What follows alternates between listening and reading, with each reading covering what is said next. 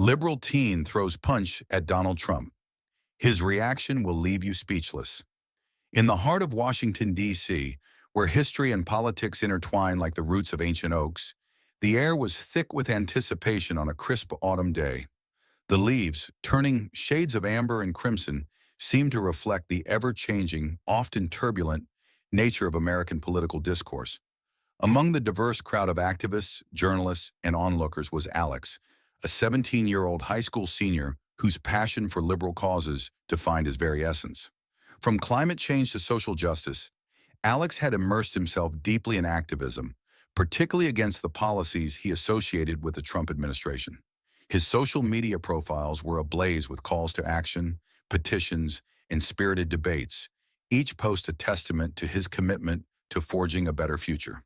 The day began as a well-coordinated demonstration in one of D.C.'s iconic parks, where Alex and his fellow activists had gathered to amplify their voices on pressing issues: voter rights, environmental sustainability, and racial equality. The atmosphere was electric, filled with speeches that inspired and chants that echoed like a heartbeat through the gathered crowd. Signs bobbed up and down, declaring messages of hope and demands for change. However, the day's rhythm shifted dramatically when whispers spread that Donald Trump, the controversial former president, was set to make an impromptu appearance just blocks away. The news hit like a spark in a powder keg. The crowd's energy, already high, became a volatile mix of excitement and tension. Supporters of Trump began to gather, waving flags and chanting slogans, while detractors, including Alex and his friends, prepared for a showdown. The air crackled with the potential for conflict as Trump's motorcade approached, its sleek black vehicles a stark contrast to the colorful chaos of the park. Alex's heart pounded as Trump stepped out, greeted by a cacophony of cheers and jeers. For Alex, this moment was the culmination of years of frustration and anger. He viewed Trump as the embodiment of policies that had marginalized communities, rolled back environmental protections, and deepened societal divides. Despite the peaceful intentions of the day's protest, Alex felt an overwhelming urge to do something bold, something that would symbolize his resistance. Without fully thinking it through, Alex pushed through the crowd, his fists clenched and his pulse racing. As Trump turned to wave to his supporters, Alex lunged forward, throwing a punch fueled by raw emotion, a gesture not of violence but of defiance. Yet before his fist could land, Secret Service agents, trained to react in an instant, intercepted him. They pulled him back with a firm but controlled grip, their faces impassive yet alert. The crowd erupted. Gasps of shock mingled with cries of outrage as cameras flashed, capturing the moment from every angle.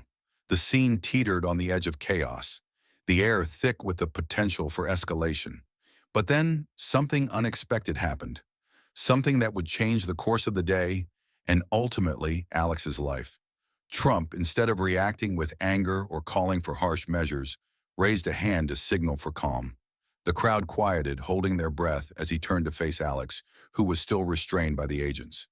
Trump's expression was not one of fury or disdain, but of calm curiosity, a look that seemed to cut through the noise and confusion. "Son," Trump said, his voice steady and clear, "I understand you're upset, but violence doesn't solve our problems. It only adds to them." Alex, his adrenaline fading, felt a wave of confusion wash over him. He had expected anger, perhaps even retaliation, but not this. Trump's next words were even more surprising. "Let's talk. There's a lot we can learn from each other." The agents at Trump's nod released Alex, who stood there stunned as Trump led him away from the crowd to a quieter corner of the park. They sat on a weathered bench beneath an ancient oak tree, its branches swaying gently in the breeze, offering a momentary refuge from the storm of the day. Trump began to speak, not as a former president or a political lightning rod, but as a man reflecting on his own journey. He spoke of his childhood in Queens, New York, growing up in a competitive environment where he learned early on the value of resilience and determination. He recounted his early days in real estate, the risks he took, the failures he faced, and the lessons those experiences taught him about perseverance and adaptation. "You're young, full of fire and ideas," Trump said, his tone earnest and devoid of condescension. "That's what this country needs. But channeling that fire into positive action, into understanding, that's how we make real change. He delved into the complexities of leadership, sharing stories from his time in business and politics, where he had to navigate conflicts, negotiate deals, and, most importantly, listen to perspectives different from his own. Trump spoke of moments when he had been challenged, not by adversaries, but by individuals who, through their own stories and experiences, had expanded his understanding of the world. "I've learned as much from my critics as I have from my supporters," Trump admitted, his gaze steady on Alex. "Every person has a story, and every story has value. It's easy to shout, it's harder to listen. But listening, really listening, is where true progress begins." Alex, initially skeptical, found himself drawn into the conversation. The Trump he had seen on TV, the figure he had vilified in countless social media posts, was not the man sitting beside him now. This Trump was reflective, almost philosophical, sharing insights not just on power, but on the human condition. He spoke of the importance of empathy, of seeing beyond labels to the shared hopes and struggles that bind us all. As the sun dipped lower in the sky, casting a warm golden light over the park, Alex began to see the encounter not as a confrontation, but as a turning point. Trump wasn't asking him to abandon his liberal beliefs or to agree with his policies. Instead, he was offering a lesson in the art of dialogue, the necessity of understanding, and the power of finding common ground amid differences. Before they parted ways, Trump extended his hand. Alex hesitated for a moment, then shook it, feeling not a sense of defeat but of mutual respect. "Remember, son," Trump said, his voice carrying the weight of experience, "your voice is powerful. Use it to build, not just to break." Alex left the park that day with a new perspective, one he hadn't sought but couldn't ignore. In the days that followed, he reflected deeply on the encounter, realizing that while his convictions remained unchanged, his approach to advocating for them needed to evolve. He decided to write about his experience, not as a story of conflict, but as a testament to the unexpected power of dialogue. His article, titled "The Day I Met My Adversary and Found Common Ground," was published in a local newspaper and quickly went viral, resonating with readers across the political spectrum. The story didn't end there. Alex's encounter with Trump sparked a broader conversation about the state of political discourse in America. He was invited to speak at schools, community centers, and even on national news outlets, where he shared his journey from anger to understanding. He emphasized the importance of listening, of engaging with those we disagree with, not to change their minds, but to find shared humanity. Months later, at a national youth conference on political engagement, Alex found himself sharing a stage with Donald Trump once again.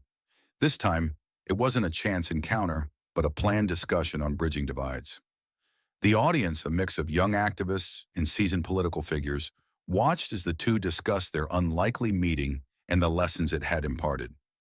They spoke of the need for empathy, the courage to engage in difficult conversations, and the responsibility of every citizen to contribute to a more united nation. Alex's activism continued, but with a renewed focus on constructive engagement. He launched a podcast called Across the Aisle, where he interviewed people from all political backgrounds, seeking not to debate, but to understand. His platform grew, becoming a beacon of hope in a polarized world, showing that even the deepest divides can be bridged with patience, respect, and a willingness to listen. Trump's reaction, once a moment of shock, became a story of transformation. It wasn't just Alex who had changed. Those who heard his story were inspired to rethink their own approaches to political engagement. The lesson was clear. In a world quick to divide, the true act of courage is not throwing a punch, but extending a hand.